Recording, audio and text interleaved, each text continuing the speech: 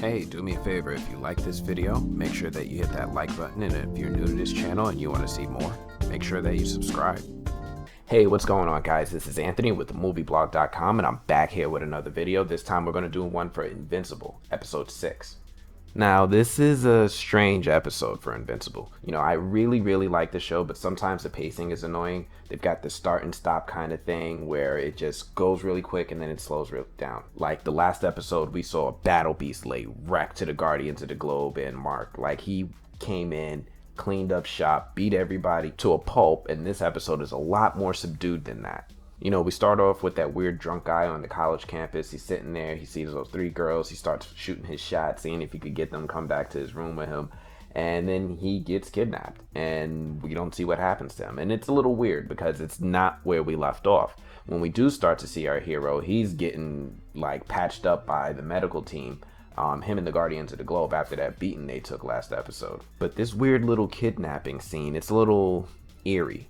We see where this guy gets taken down to this weird lair, and he's sitting there, and then we get reminded of the humor because he calls the person who captured him a dork or something, and he realizes like his arm's been cut off and the room is full of mutilated bodies, and he starts to realize what's about to happen to him.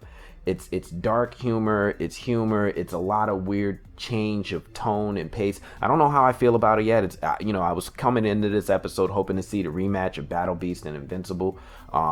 This is starting off on a much slower pace. I kind of like it, I kind of don't. It's a little, I'm in between on that. As I mentioned, remember Invincible got the dookie stomped out of him last episode. When he wakes up, he acts like somebody knocked some sense into him. He's like, you know what? I think I'm gonna just go to school. Where's my girlfriend at? Like, right? He's done with the hero thing. He's like, all right, you know what? I'm gonna see what schools are about in this normal life thing. That's a serious beating. If you get beat so bad, you start rethinking your career choices. Like, maybe this just ain't for me. So Mark decides that he's going to do this road trip with his best friend and his girlfriend and go look at some college. They're going to have a good, normal, regular weekend. And as he's starting to get comfortable and he's starting to get closer to his girlfriend, boom, the college campus gets attacked by that dude that got kidnapped earlier. And he starts laying wreck. And what's interesting about this is that, yes, Mark does engage. Yes, he instinctively wants to help out. He gets the brakes beat off him again. Like, this cyborg was like giving him them hands. He tried his hardest and he still went down. Like, this is starting to become a bad trend with our hero, then that the villains is just way more capable fighters than he is. It makes me think about how Omni-Man tried to teach Mark some strategy, but he just tends to lead with his fists and try to punch his way through problems. But yeah, that doesn't work well. Mark gets the crap beat out of him again.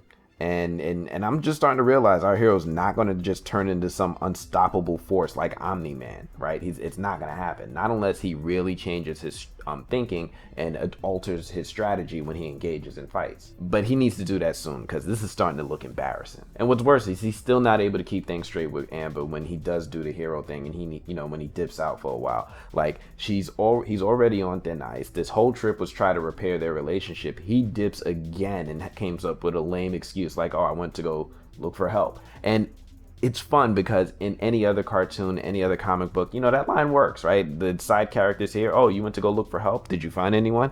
Here, she's not buying it. She's like, bullshit, Mark. Like, get out of here with that.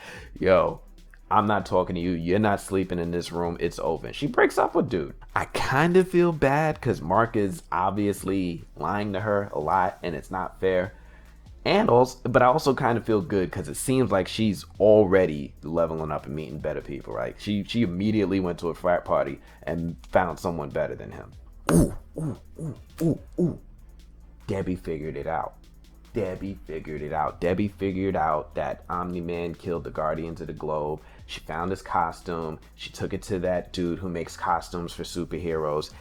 Batman and Scooby-Doo that joint and figured out that Omni-Man killed the Guardians of the Globe, and then we get this scene of him flying outside like he's hearing everything. So here's what confuses me, because I honestly don't know Omni-Man's powers. It's clear that he has like some of the powers of Superman, but he doesn't have them all, right? I haven't seen him using X-ray vision or anything like that.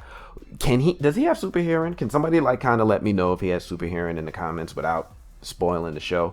The big thing is I'm afraid to wiki it because I know once you look at that wiki page, it's all downhill from there. It's nothing but spoilers.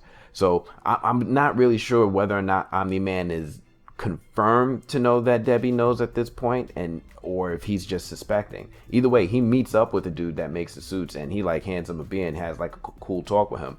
That dude knows he's not long for this life. He's sitting there trying to figure out, if he's got a contact next of kin, let them know, trying to see if maybe he could ask Omni-Man if he could pick the way he's gonna die. It's not looking good for him, right? He knows it, we know it, it's a wrap.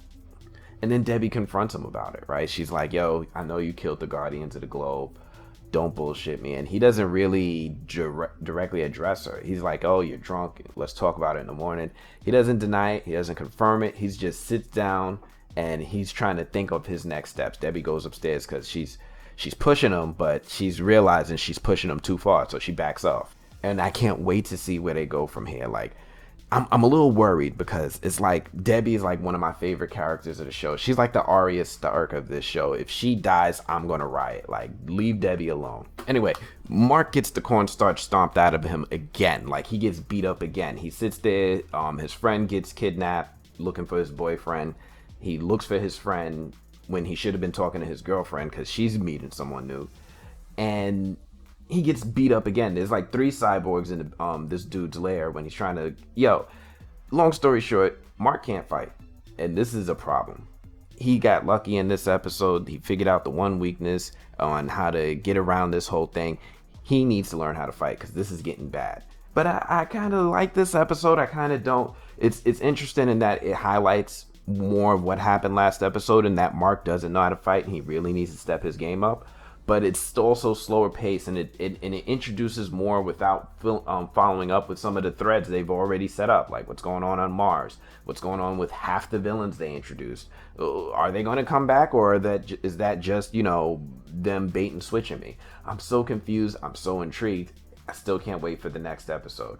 Anyway, stray observations. We get that other superhero, that girl Eve, doing her own little finding herself thing. She moved out of her family's house. She built herself a house. I'm curious to see where that's going. Also, the episode ended with the after credit scene of those 2 kids digging up the body of a mortal, hoping to do something with it. I'm curious where they're going to go with this. Are we going to get a resurrected Guardians of the Globe? Who knows? Anyway, that's all I got for this one. If you like this video, do me a favor, hit that like button. And if you're new to the channel, you want to see more, make sure you subscribe. I'm going to check you guys later. Peace.